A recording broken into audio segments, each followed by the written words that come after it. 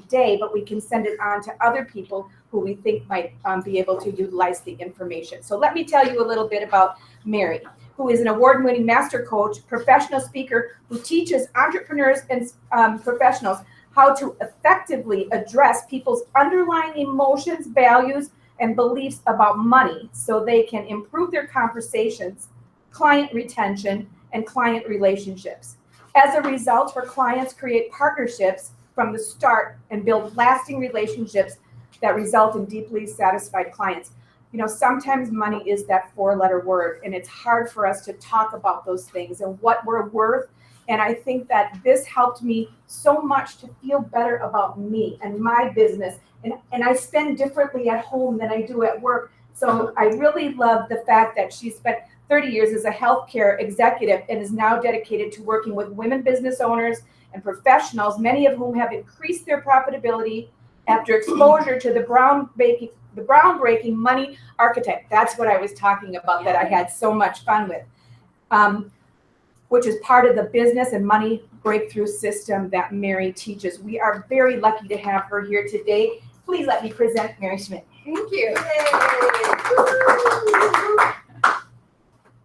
Charge what you're worth and widen your financial pathway to success. It wasn't too long ago, actually, a couple of weeks ago, I was at a networking event, and as we are at a networking event and we're sitting around a table, we're just sharing ideas about who we are, the business that we're in.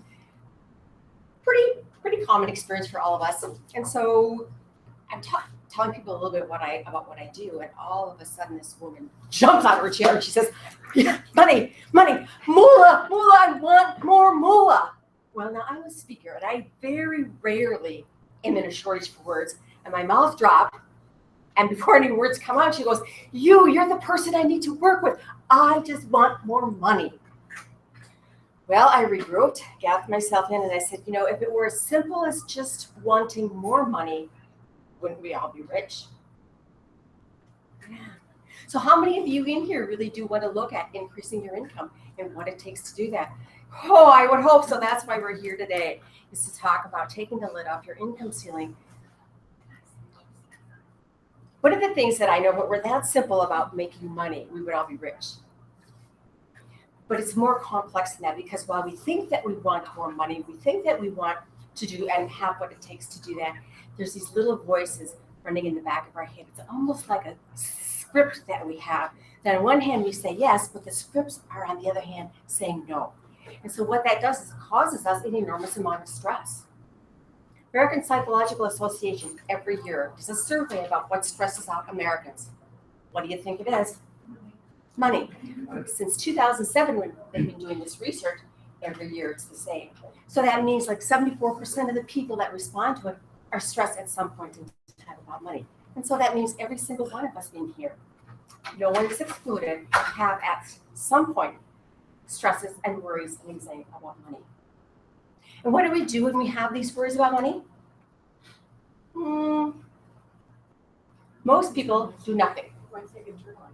They internalize it. So they have the worries, they have the concerns. And who do they talk to? Probably most likely no one, because no one has ever taught us the language and how do we speak to money in a way that doesn't make us feel bad. Same thing happens when you're looking at charging what you're worth. Because when money topics come up, we can ignore it. We can hope that it goes away. We can put our head under the sand and say, oh, it's going to go away. I'll just avoid it. But something will always happen where money gets your attention. And when it does, it's like the alarm going off. And what do people do? That's exactly what they do. They do something. They say, oh my gosh, I made all this money, but where'd it go? Or they might say, oh, there's too much month at the end of the month and not enough money to cover it. But someone may have said to them, why don't you charge more? So there's a money trigger that goes on. When that alarm goes off, they do something. So they run to the internet, they say, charge. What should I charge? What should I charge? What should I worth? They look it up and they find it, or they run to Barnes and Noble and they find something. They go, oh my God, this is it. Here's a solution. Chapter 3, page 44. This is exactly what I need to do. I'll do A, I'll do B, I'll do C. And so they try and implement something that's not true to themselves. And guess what happens? Not much. It's sort of like your New Year's resolution, and it falls by the wayside. that we have good intentions to do something, but we never quite get into action and do what it takes to create something different.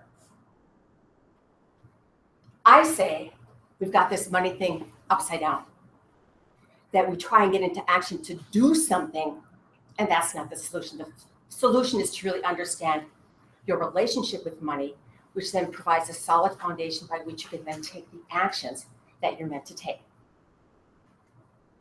So what does that mean? It means that money seems so simple, doesn't it? Plus, minus, equals. It's simple math for most of it. But money is so much more than that because it involves complex feelings and emotions that we have that hide underneath the surface of the actual actions that we do. So today in my talk, we're going to look at what are some of the underlying beliefs that we have about money.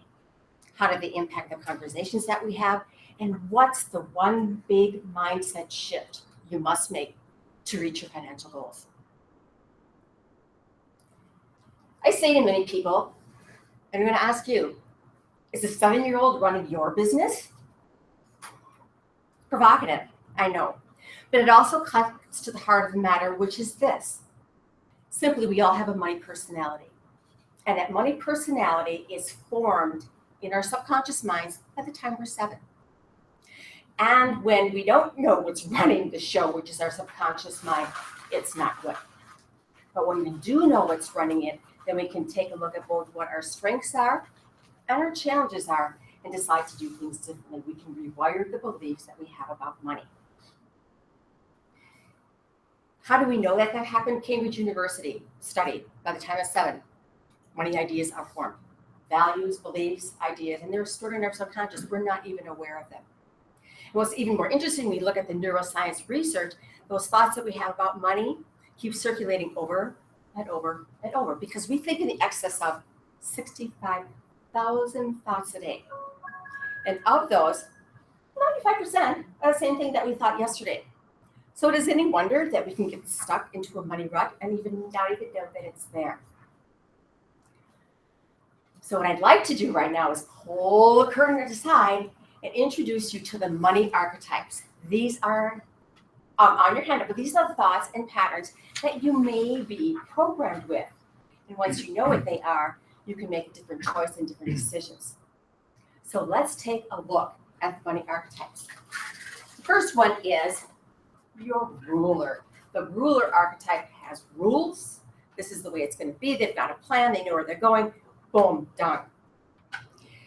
They value themselves on hard work. They're incredibly ambitious, but it's hard work that gets them there, and nothing else gets in the way. And when they think about charging more, the first thought that crosses their mind is, I can't do that. I'm already working hard enough. Because the belief that's hardwired is, for me to make more money, I have to work harder. Okay? Then the second one we have is, the second archetype we have is the accumulator. And the accumulator loves to save money.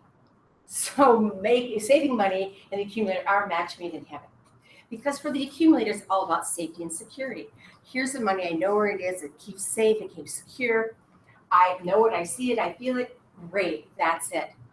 But where the accumulator can trips up with money is that they're really afraid to spend it. So you find them a lot of times doing it themselves, even though it may not be the best use of their time and energy and effort. It's cheaper and it's easier for them to do it themselves because they don't want to spend the money. And part of what the internal belief system that underlies that is they just don't want to run out of money. They never want to be dependent on other people. So they store it away, they stock it away, and they keep it. So spending that really makes them very anxious. And when it comes to talking to the accumulator about increasing the rates or talking about charging what you're worth, the first piece that comes out of the mouth is, no, I can't do that, because they're really stuck in safety and security. And you see, not just with their money, but at the impact that creates on all of their business and their life, and even their relationships are really stuck with what is. Good is good enough. I'm going to leave it alone. I don't want to go anyplace else. The next archetype we have is the maverick. Maverick is big risk, big reward. They know financial complexity. They know money. They know financial details. And what they love, love, love is a big deal. Big risk, big reward, no problem, got it covered. And so when they take these risks and rewards, sometimes big opportunities pan out and sometimes they don't. And when they don't, they just would say, oh, well, I bought an orange for a nickel, thought I could make a dime. Oh, well, the weather didn't turn out so well. Didn't make my money, on to another thing. So they really are always looking for the next thing, but they really, underneath it all, dislike being told what to do. They want to run the show the way they want to run it, and they're not very willing to take advice from other people, even though sometimes in business and life, there's tried and true ways that really do work. They'd much rather just do it themselves and off they go. And so when it comes to pricing strategies or it comes to charging what they're worth, they say, what? I'll do it. Today it's here, tomorrow's there. I'll do whatever I want. So there's no system, there's no organized way of looking at it. They charge what they feel like in the moment. Sometimes it works, sometimes it doesn't. The next archetype that we have is the alchemist. Oh my gosh, the alchemist. Big vision, big picture. It's like a hot air balloon floating over the world, and so they say, oh my gosh, there's a problem here and here and here. There's so many things that I could do. There's so much that's really possible. What do I do? While they see that there's so many possibilities, they really have an internal belief that money is wrong or money is evil. A love-hate relationship. And many times, even though they're struggling to pay the bill, they will simply say, money's not that important. It's my calling. It's my duty. It's my birthright. And charging people for that, not so much. So their ideas and their principles really come before the whole idea because their belief system is all about money's not right, making money, even doing something they love and doing something they're really good at is, how can you charge for the gift? And they don't, but yet they worry about money. So when you talk to an alchemist about what they charge or increasing their rates, they simply say, I won't do it, can't do it. This is my calling, this is my gift. Then we have the celebrity archetype. And the celebrity archetype, you will know when you walk into a room. They're big, they're magnificent, they're magnetic, there's personality all over the place. And when it comes to money and the relationship with money, they think you say, well, it is. More comes in, more spends out, and they spend a lot of money maintaining their image and their status and putting up this kind of wall about who they are with money. Because behind it in their internal belief systems, they really worry that if they let their real selves be shown, people aren't going to like them and people aren't going to judge them. So they put up kind of this barricade and wall. And so while they look good, they act good, they tell a great story, that's really not what's going on the inside. And when you talk to a celebrity about what they charge or charging more for the work that they do, they will look at you and simply say, I don't really need to, because if I charge more, people may not think I'm worth it. If I charge more, people might not like me. Because they don't want that wall or that barrier to be removed so that people can see their true vulnerabilities. Next archetype we have is the nurturer. Oh my gosh, the nurturer. That nurturer is your best friend forever, whether you want her to be or not. She's there to fix you, to solve the problem, to take life and make it easy for you. Service is the middle name for the nurturer. They love to be of service. They love to help. They love to take care of people. They love to fix things that are broken. And when it comes to money, they have terrible boundaries with both their time and their money. Because this person is in need and it's my job because I'm the nurturer. I'm good at this. I'm going to fix them and make them better. And they will do that to even the expense of themselves. Giving more, giving more, giving more till the end of the day, they feel depleted. And then they wonder why they feel depleted and maybe they don't like their work so much. And that's why they give and give with really poor personal boundaries. So when you talk to a nurturer about money, about fees, about how do they charge, they'll just smile at you and say, charge more? I give it away. What are you talking about charging? I give it away. I barter it. And so therein lies the challenge for the nurturers to understand that their gifts have value and to value themselves enough so that they can charge for their service, because what they tend to do is give it, barter, or discount it. Then we have the romantic archetype, and the romantic loves life and money. Well, money is meant to be spent. What's the point in saving? I don't see a point in saving, the romantic will say to you. Okay, they spoil themselves, they spoil other people because they just love to spend money, even when it's not there. So the romantic will simply say, had a good day, I'm gonna go buy that. Had a bad day, I'll go buy that. It doesn't matter, good day, bad day, any time, it's time for them to buy. Because what buying does is spending of money, and it makes them feel good on the inside. Makes them really value themselves and feel special, because there might be a chance that they're not getting it someplace else. And so it fills a void. It fills a void. So let's have at it. Let's go shopping. When we say to the romantic, and your rates and money topics and charging what you're worth and how do you increase your income, we still have money conversations. And what's that all about? They kind of look at you and go, what's the point? I just spend it anyway. Easy come, easy go. What's the point? And so they have a real disconnect with the idea of money. And the last archetype that we have is the connector. Oh my gosh, the connector. Loves people. Eye to eye, face to face, heart to heart. They love people more than anything. And when it comes to money, it's almost an innocent, like childlike quality, and it'll all work out. It always does. And like, who am I to be responsible for money? I just have faith and optimism. It's going to work out.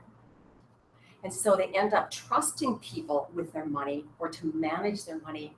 And if without having any basic sense or information about money, and they just turn it over to other people. And that's where they get themselves into trouble, is that they can turn it over to people who may not be worthy, who may not be reputable is a better word, and give them guidance or direction that may not be in their best interest. And when it comes to asking for money, or comes to stating how do I work with you, you know what? They're so into the relationship that they just made with a client or a potential client, they forget to ask about money.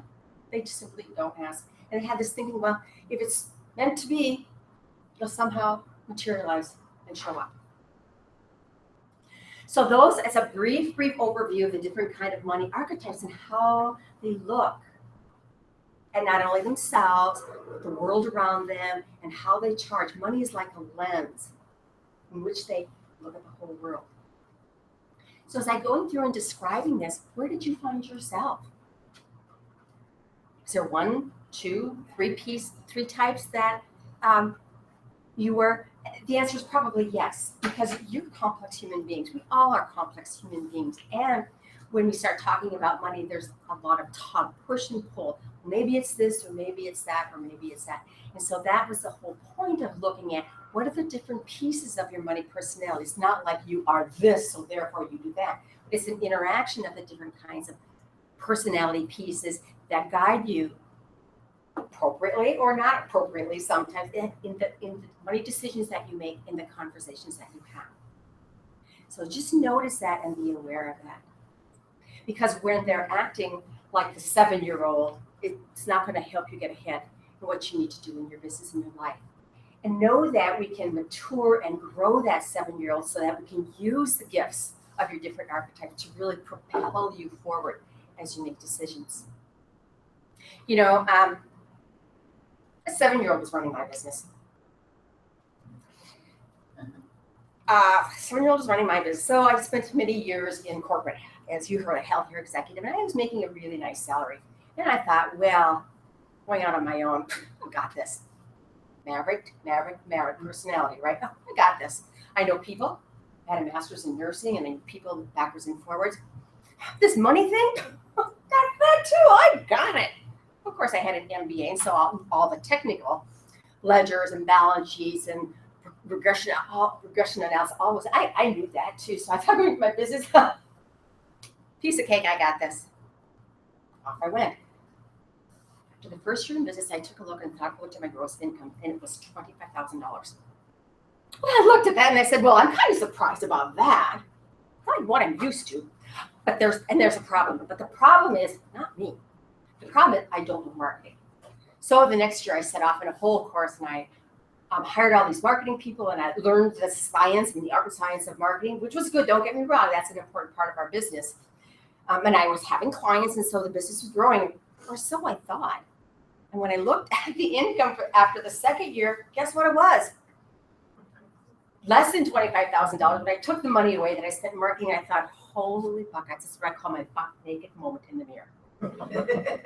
December 26th, 2012. I can remember distinctly. And you come there and understand, come with me and understand what I'm saying to myself. So I stood there and said, you're smart, you're intelligent. What's the deal? You're not getting something. I did this and I did this. And it's like this light bulb. This is sort of the revealing truth, is that there's something about this money thing that you're not getting. Oh, me not getting money. I know all this stuff, right? And it wasn't that. It wasn't that. And I didn't know exactly what it was, but I knew that there was this money thing. It's the ability to charge, the ability to have conversations, the ability to stand in my car and simply say, this is how you work with me. That's the piece that was missing. So I went on a journey to find someone who could actually teach me what I'm teaching you today. And that is the missing piece was not about the facts and the numbers about money. We do need to know that. But the missing piece was the emotions that we feel around money. And the emotions are simply an intricate set of beliefs that we have that dictate our thought process and our decision-making process, whether we know it or not. It's there. So I'll fast forward today, and I have a lovely, lovely business that is working with and specifically teaching people about their relationship with money, modeling and based on the different pieces that I've learned, as well as then creating a whole system, the business and money breakthrough system. Because once people get clear on that relationship with money, they will make drastically different decisions and have way different conversations with the people that they work with. So was it an easy? How did I do that? Well, I did it exactly what I'm teaching you today. I took this money archetype work and really took it seriously. That little maverick, that bucky little maverick 7-year-old had to learn to tone down and simply say, okay, I need some help, and how can you help me? And accept the help. The nurturer had to figure out that, we're in business to make money. If you give it all away, it doesn't work very well. And so instead of looking at it from that perspective, I now look at the perspective of, it's my job to help people help themselves. And as I do, I will get handsomely rewarded. And the more money that I make, the more people I can help. Perfect for the nurturer, isn't it? But the biggest change was the celebrity archetype that I have. And the celebrity just wanted to hide out. Hide out behind things are all okay. How many of you have ever sort of like hid out? You go to a networking meeting or you meet people and they say, oh, how is business? Oh, great. In the inside, it's not. And so what I learned to do is step out of that and become vulnerable with the truth. And the truth is there are points and times in our life and our business that it's not that great. And that's what gave me the courage to take the stage and begin speaking about the things that I talk about. Is dropping the facade and being really honest enough, because what I'm going through is something every single one of you in this room at some point in time have experienced. So the tip that I leave you with is archetype is just notice where you're at. Notice what may be true for you. Notice when different ideas or thoughts come up, because when you begin looking at it through a different awareness, you will see that there's much more to this money thing than a spreadsheet. And then you can begin catching yourself and simply saying, what is this all about? What is this all about? Because I think that it's sort of known, in fact, it's been said to me many times, that owning your own business is the biggest personal growth journey that any of us will ever be on. So can any of you relate to that? This whole piece about you've got to grow yourself and grow your business, it all goes hand in hand, like it's never ending. And it's true that if you aren't changing and growing and developing with your business, you become stagnant. And when you become stagnant, what happens? Well, as Mr. Wonderful would say on Shark Tank, you're done. And it's true. So we're in a constant state of growing and developing. And as we're doing that, we need to keep a growth mindset. So I'm going to give you one mindset that is a must for all of us. And I want you to write this down. And the mindset that is a must for all of us is that you must make decisions from where you want to be, not from where you're at.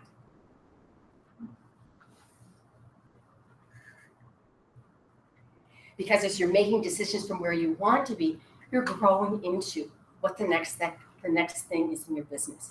And as you grow in your business, you're gonna change what you charge. And that's a whole piece of charging what you're worth. Now I want to give a little sidebar note to that. In charging what you're worth is not your value as a human being. It's not that at all. Because I assume and I believe that all of us, we're all creators, the creator's children. And as we do that, we're born as valuable. We're born as good. We're born as whole. There's nothing wrong with us. There's nothing that's broken or nothing that needs to be fixed. We are good as is. But what needs to be looked at is you what needs to be looked at is you charging the value for the service you deliver to the marketplace. So it's not about you, but it's you as you deliver the service. But for many entrepreneurs, it gets a little tricky, because we tend to interweave the two of them. And that doesn't work. So it's really important to simply say, I value me as me, and the value of the service that I deliver to the marketplace is a different thing. So I just want to really make that distinction, because that's where a lot of people get caught up in the value. So while you so you're not charging what you're worth. I don't think it has anything to do with the service that you're offering. It has everything to do how you see yourself and how you value yourself, and what it is that the gift that you bring to the marketplace. So make decisions from where you want to be, make decisions from where you want to be, not where you are right now. And that also goes along with some practical tips I'm going to give you. And so, I've worked with many entrepreneurs. They have this beautiful, beautiful, gorgeous vision statement, the mission statement, the why of what they're doing. It's filled with passion and love. We all need a starting place to say, this is where I want to go, but it's not enough. What we need to attach to that is, what's that worth? So here's my beautiful why, vision, mission. How am I going to attach to that a dollar value, a monetary value? Because that's where I'm growing. If we just leave it unknown, we're never going to get there. And so it's really important to understand and to take a look at it. Here we are, and here's the monetary value. I call that your bold money goal. So as you're looking, preparing for 2017, what is it that your bold money goal is? Then we step back and reverse engineer the whole thing. We start from the very beginning. And we do things like, what's your business model? Okay, you got that clear. Okay, who's your ideal client? What's the services you're going to offer? What are the programs you're going to develop? What is the thing you're going to bring to the marketplace? We're all in business and we're all in sales. So what are you selling? And I'm going to give you a tip here. When you're selling something that is a problem to your potential ideal clients that they are willing to pay for to get the solution. We're a society of I want it now, I'll get it. So what you offer to the marketplace must be a solution to the problem that people are willing to pay money for to solve. And they want to solve it quick, and they want to solve it now. The other piece that people want to know is, okay, so if I work with you, what are the results? So selling something that's sort of unknown and undefinable that have no results is not going to work. So you have to get really clear on, what's the program or what's the system? What's the service that you're selling? And how do people know when they talk with you that they're going to get results? And then the next piece is, once they get results, is the TNT. What's the next thing? The next thing for you, the next thing for your business, the next thing for your client. Because anything short of that is just a transaction. And that's not what's going to help you to keep engaged with your clients and build your client base. So when it comes to, and then when you've got all those pieces together, now it's time to do your pricing strategy. And so pricing is two pieces. Pricing is a mindset and how you value yourself. And pricing is also a business strategy. So when you go around simply saying, well, she's charging this and he's charging that, I'm going to do that too. It may not even fit what you're up to and what your business model supports. So I may do something free, but Laura, you may not. So if I say, well, everything I'm going to do is free, it's totally the wrong solution. So you have to get all these little pieces in place, starting with your big vision, your bold money goal, reverse that engineer, get all your building blocks in place, and now you're ready to charge what you're worth. And that is a mindset and a pricing strategy. When people will say to me, well, you're an expert on this charging this monthly, what should I charge? I say, depends. It depends. Or and then people will say, I was doing a talk one day and someone raised their hand and simply said, so what do you charge to work with you? It must be pretty expensive if this is what you're talking about and teaching us. Whoa. Again, I breathed and simply said, it depends. And this is the answer that I give to people, it depends. When I know what your issues are, when I know what your challenges are, when I know the problems that you want solved, I can then have a conversation with you about if and how I might be the right person to work with, rather than just jumping the gun and getting into it. So keep those tips in mind. Make decisions from where you want to be, not where you're at. Put all the pieces in place, and that includes then your pricing strategy, which is sort of the last piece that you do.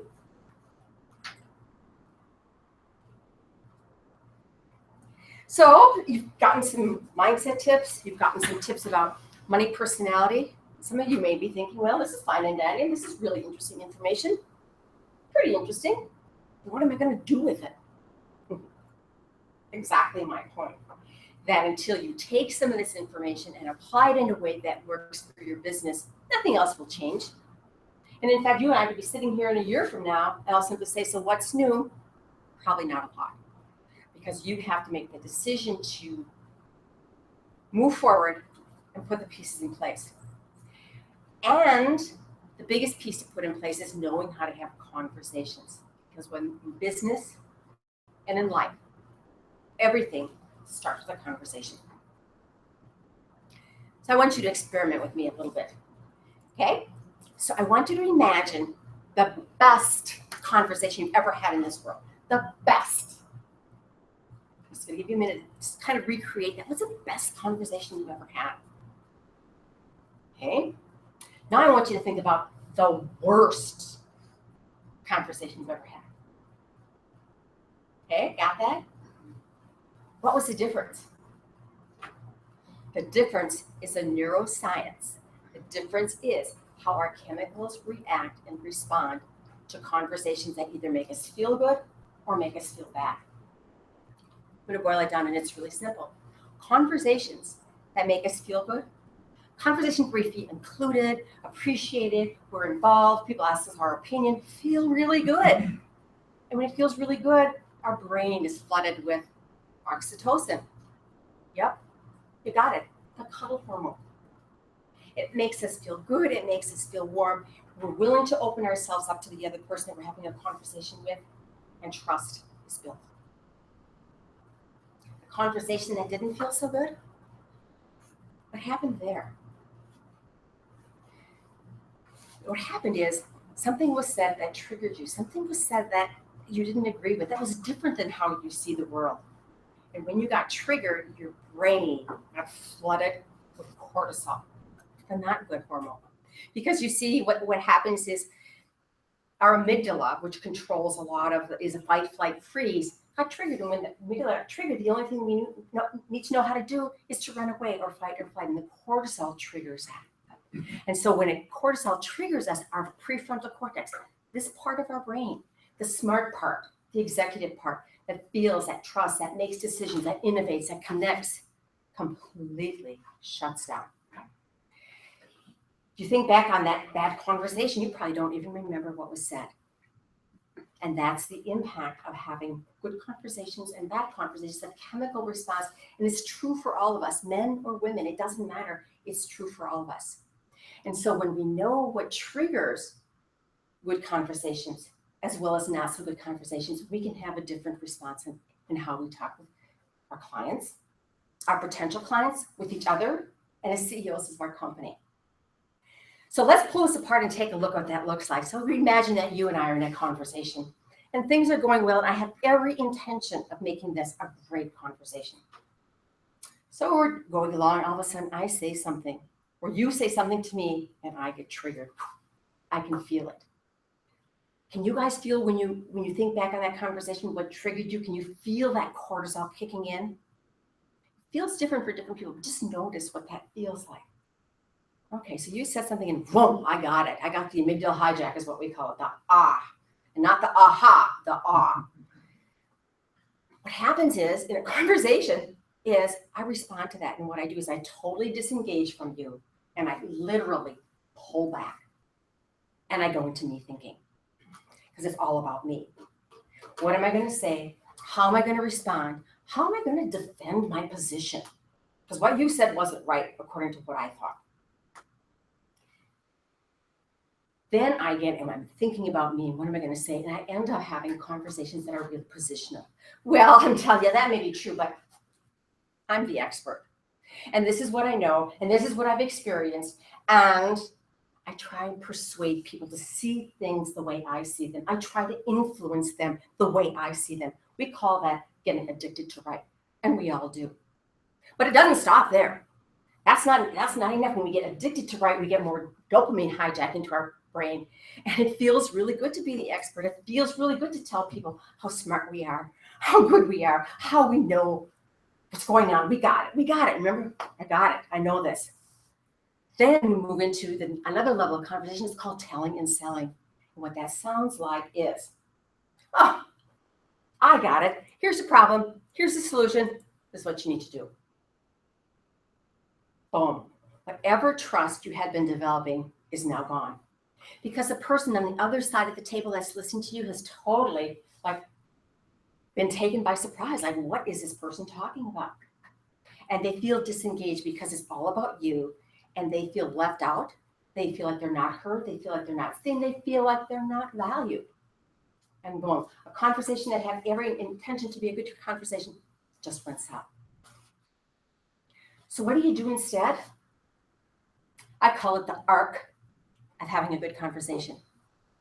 The art of having a good conversation is number one, just be aware of what I've taught you. Be aware of that response that you get that makes you want to tell people what to do, persuade and influence and tell and sell. Just be aware of that because that's not the way you have to respond. You can pull back and simply say, wow, I got it. I got that hijack again. What am I going to do?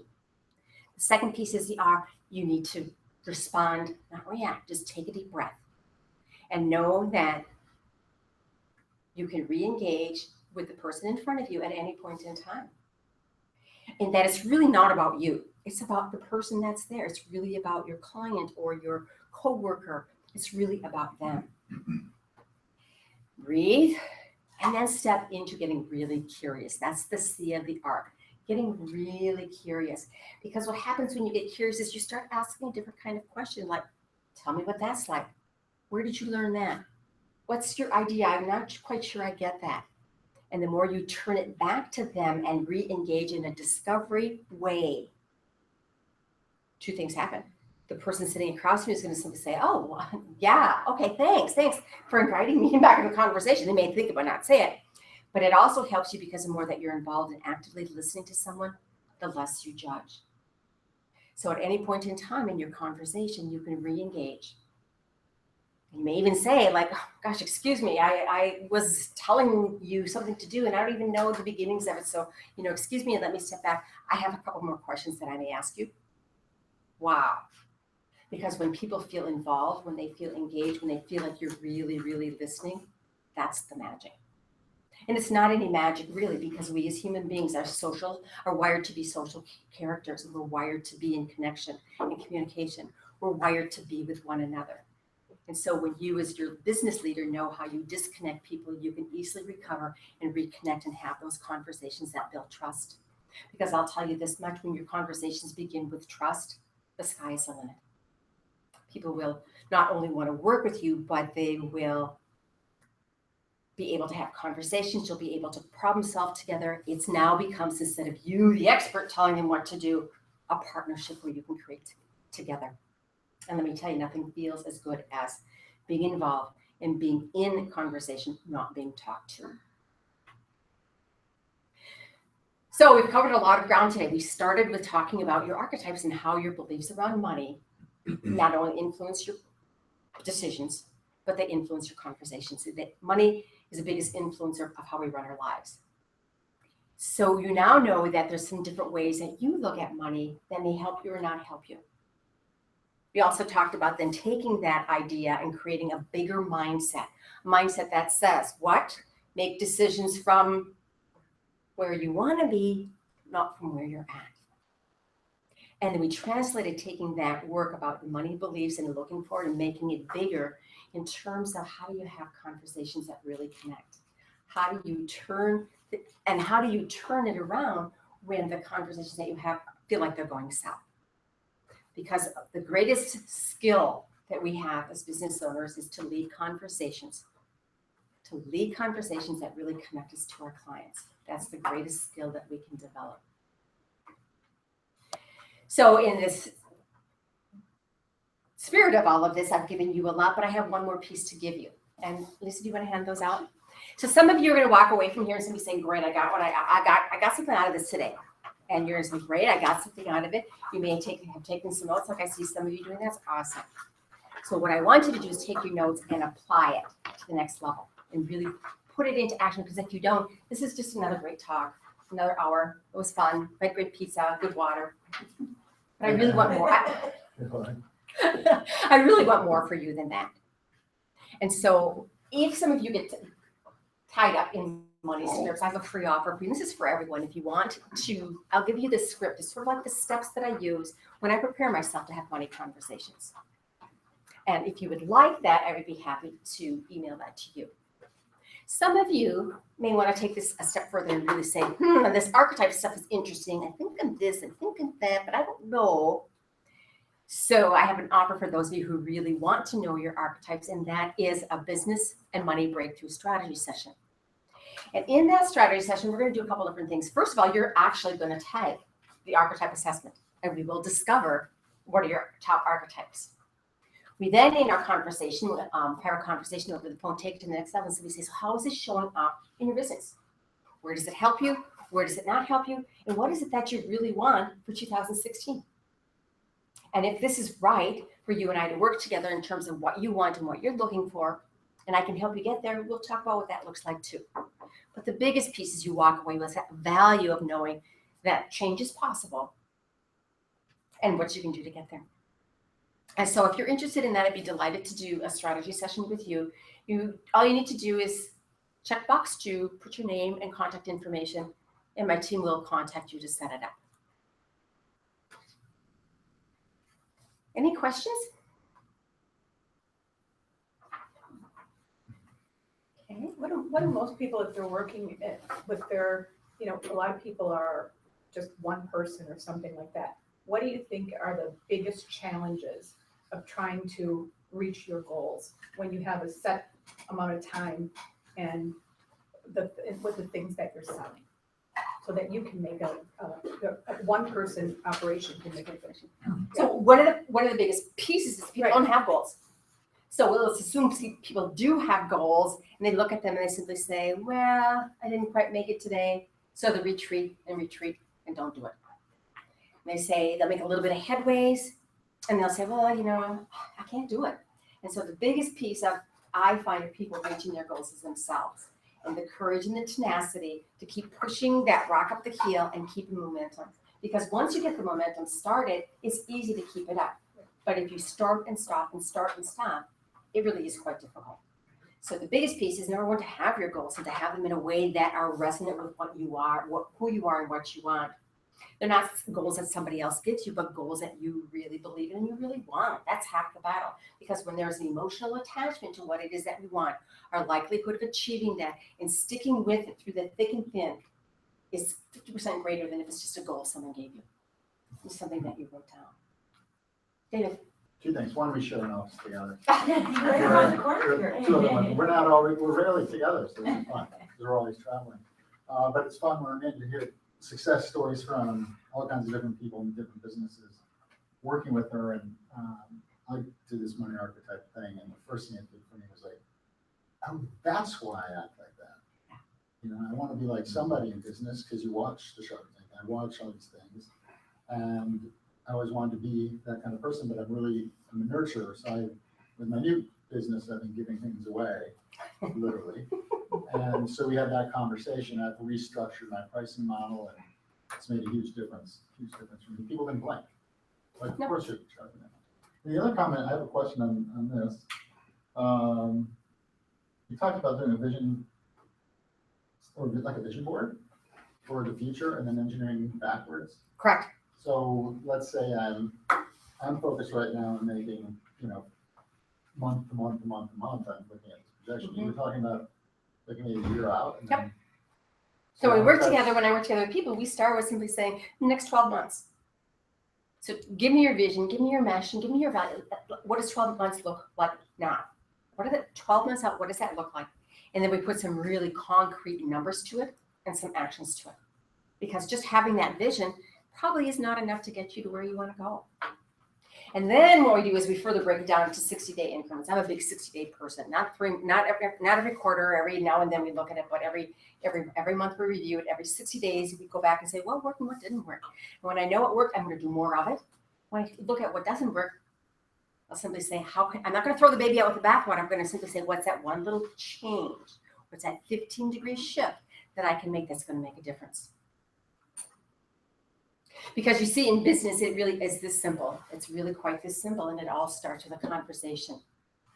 And when you can lead a conversation that has impact on the people that you're working with, you will become a leader in your business. You will connect and create clients that really want to work with you. It's your greatest business skill that you can learn. I'm going to leave you with the words that my mentor left me in closing out here. And she simply said, okay, she's a pretty direct person. She simply said, okay, this is the deal. Get over your money stuff. Figure it out. And once you've got that figured out, every person that's in front of you, no matter who it is, give value. Listen to connect. Listen to what they have to say. Don't assume that you know, just listen thoughtfully and carefully. Because the greatest gift that you can give a person when they're in front of you is to let them know that they're heard, that they're understood, and that they're valued. And when you do that simple thing, not always it's complex, but it's easy, simple to do, you will create clients for life. Clients who trust you, who really like you, and who want to work with you. Because it's really this simple. Value yourself, value your services, and value your money, and you will become unstoppable. Are you ready to become unstoppable? Yes. Yes, we are. Yes. Yay.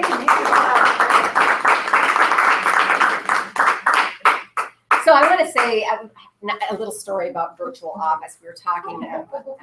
So I started virtual office. So as many entrepreneurs do, we start at home, right? We start at home and say, oh, this is a great thing.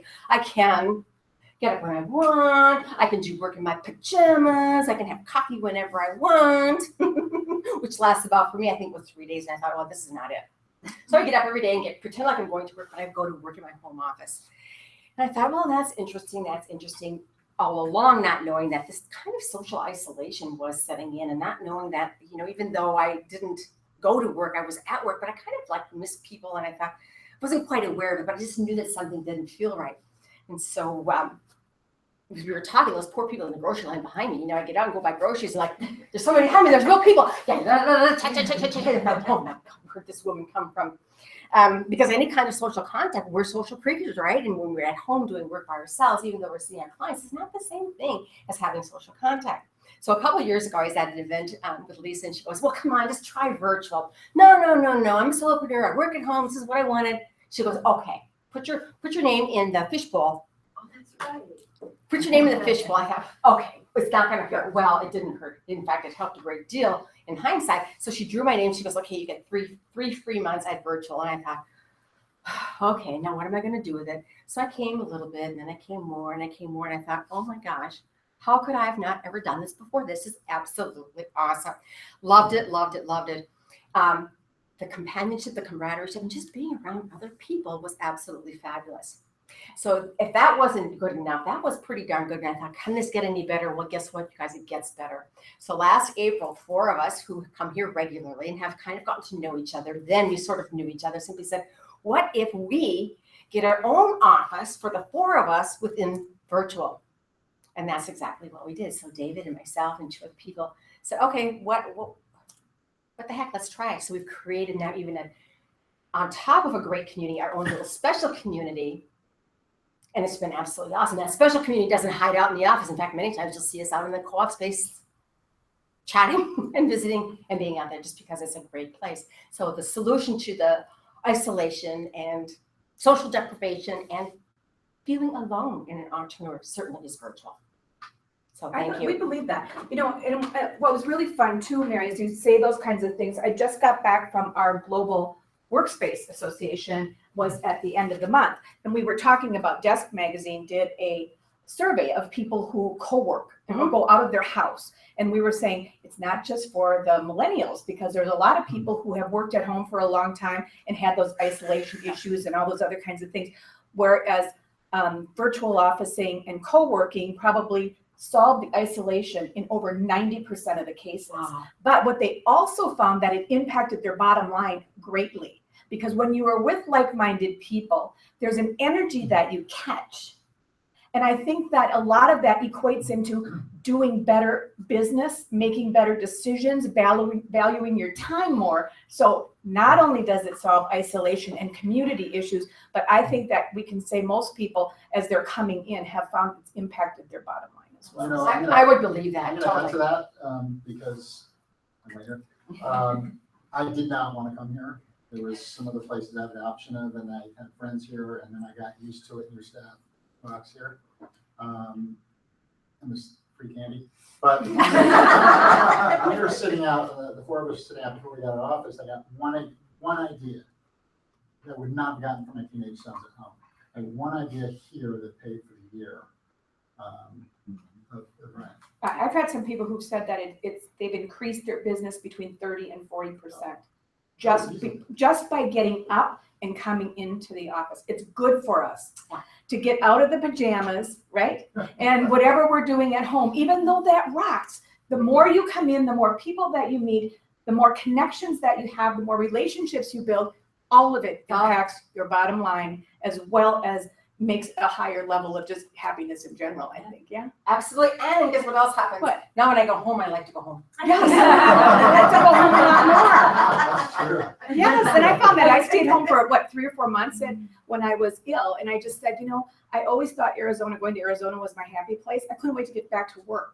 I found out this was my happy This is your place. happy This place. is my happy place. Yeah. And So so when you you know, a leave lot your of happy place, you don't have to go home. And then people will also say, when we talk about money and certain things, you know, we've had different levels of where we want to go with sales. But you know, your sales can increase and increase. Next year, we're on target to do our first $4 million year. We're already seeing where we are because putting in Minnetonka and all the other kinds of things that we're doing. But this doesn't mean anything when 3,990,000 are going out the door. That you need to We gotta talk. We Yeah, gotta you need talk to about make some of that. those things, make sure that there's margins involved, and people who will say to me, well, you've been in business for 35 years, you don't have to worry about that anymore. You know what, people who've been in business for a short amount of time, you worry every year. There's none of our stuff. There's And you know what different problems, different challenges. Exactly. So you know what I Yes. say about this money thing? Yeah. Bigger level, bigger devil. That's Oh, yeah. I like that. And I'm filling this out first because I didn't after the last one because I had a few little challenges that have come up. But I'm going to do this with you because I feel it's important. Thank you all so much today. And I have a few things that I want to tell you before we go. Thank you for Mary. Fill out her if you want to fill out her sheet that she gave you. But we'd also like to rate our Power Lunch. Remember that tomorrow it will be on our YouTube channel. Next week we will put it out in This Week at Office Centers, a link to it. And you can forward that on to other people if you want to share the presentation that you saw today. I know I have some friends that I want to share with, so that's good. I've been busy over here with Amanda trying. You notice we hung the pictures. We're starting to hang some pictures back up, and we're doing a little book that says how can we turn a 7-week project into a 7-month project, because you don't think that ever that place outside the co-working space is going to be finished, but I think there's a light at the end of the tunnel. In the next couple of weeks, we're going to get it all done. So then we're going to have some real reasons to party. Next month. At noon on November 17th, our Power Lunch, a topic that is in the news right now. We have Don Hofer, who is our insurance agent exceptional, who's going to be talking about changing benefits in a changing world. I think that a lot of you who are looking at your benefit packages, seeing major jumps in plans, Don is going to come in and try to untangle all of those things for you, offer options. There are a lot of people in the co-working space talking about the increases in their insurance premiums and their health benefits. So I think it's a really timely topic, and he's going to be here with us at noon on the 16th of, on the 17th of November. He's going to be talking about health, dental, disability, and more in this ever-changing industry, and his niche is small businesses and company rates and those types of things. So if you know anybody, please invite them along. We have a new meetup page. They can go in and they can register. We're going to learn a lot of tricks from him. The other thing is that we have posted our celebrations, not to be missed. Our lasagna Lollapaloozas are going to be coming up for our holiday events. We always have, anybody would be their first year with us? We always have a lasagna party and things, a luncheon at each one of the centers. Eat lasagna often. There we do two a week for the weeks just prior to the Christmas, New Year's holidays. So you can look on the calendar, and please mark your calendar. We would love to see you at our holiday lunch. So it's fun, and we get great attendance, and you get to meet all the people who are in the office, and we all celebrate a great 2016 and what's coming up for next year. Woo-hoo. Right. Woohoo! Okay, and that's it. We have a new billing system coming up. Oh. And just in keeping with Mary, all of the packages will be raised by 50% starting at Yes, exactly. It's going to be, we're going to hit the next million even faster. No. We're starting a new billing system. Actually added. Right. Exactly. We're going to practice. Yeah, it's going to get really bold and brave. This is what happens when you hear my talk twice. Yes, exactly. Okay, Exactly. Going crazy. But we're going to make sure that things aren't falling through the crack. We got something that's going to be more interactive, something that's going to be able to let us do a sign-in system at the front. We're going to totally integrate our sales and our accounting systems, which we have never done. So we are looking at saving money by saving time with all of our people. So looking forward to showing you all the new things, and have a great rest of the month, and we'll see you in November. Yeah. Thank you. Thank you.